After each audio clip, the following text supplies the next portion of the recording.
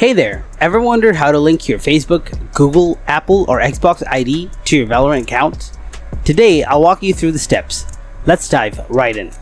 Firstly, open your preferred browser and head over to account.riotgames.com.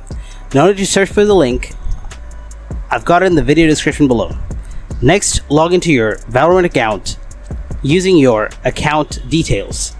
After that, check your email link to Valorant for a verification code. Enter that code here and click on the big red button. Now wait for the page to load. Once it's loaded, click on Connected Accounts from the menu on the left.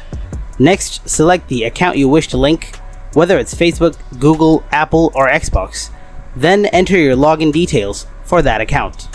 If it asks for any permissions, go ahead and grant them.